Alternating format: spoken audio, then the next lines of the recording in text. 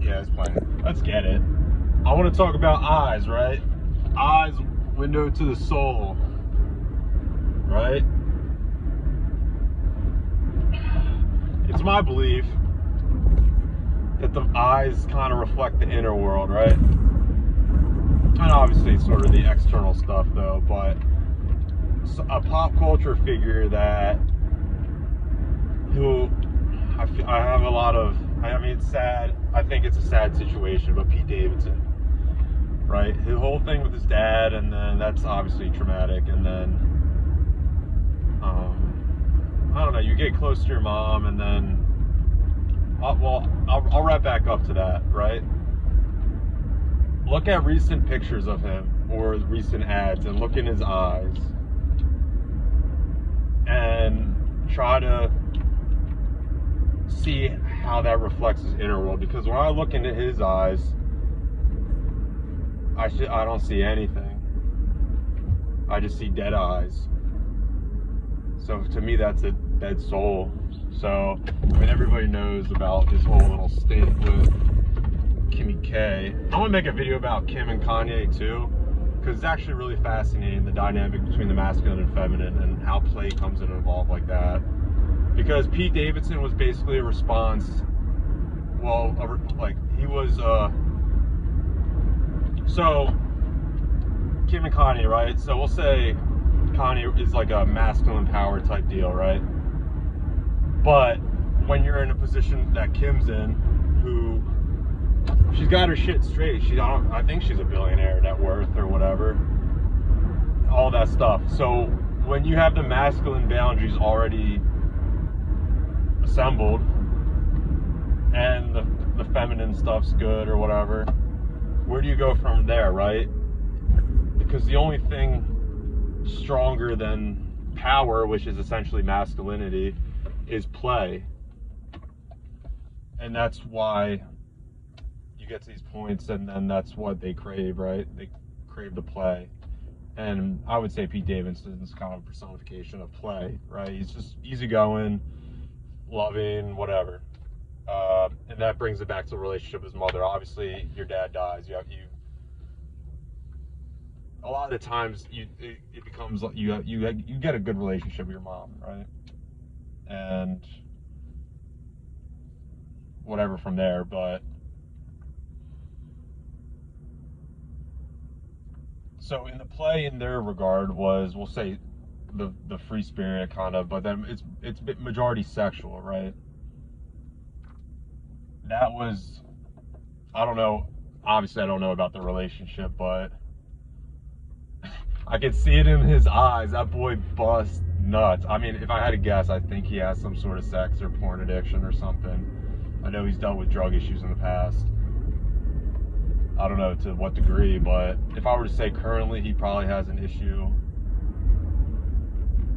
with women, right? And I think that probably stems in some regard, in some case, with his mother, right? Making sure she's all good and etc.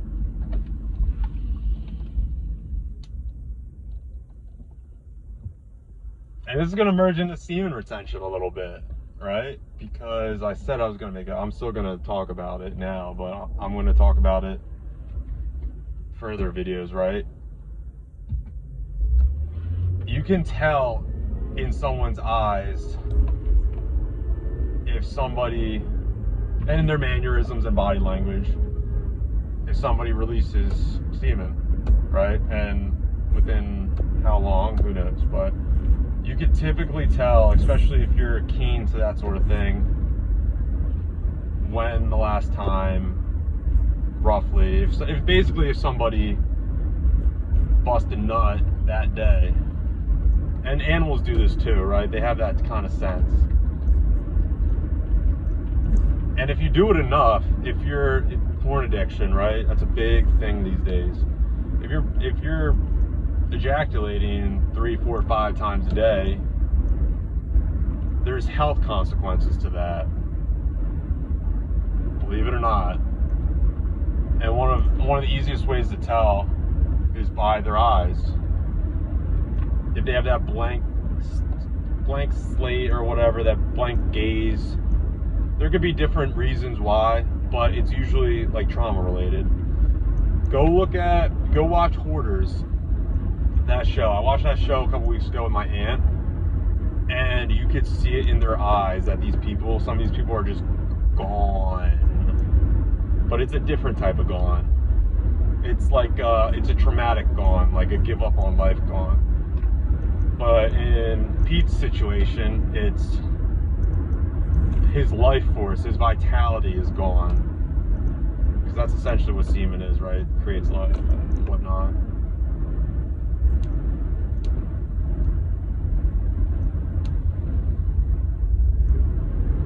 I don't know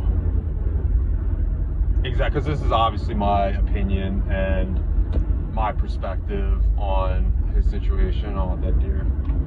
But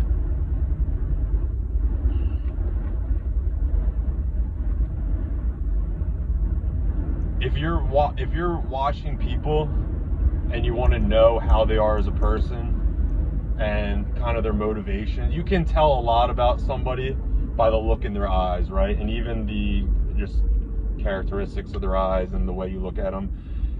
You could tell when someone, by their eyes, if they have drive or not in a lot of cases, and different things. And yeah, you might say this is pseudoscience and whatnot, but you gotta see it to believe it. You gotta experience it to believe it. And if you haven't experienced that and you haven't predicted these things, then you're not gonna believe it, which is understandable.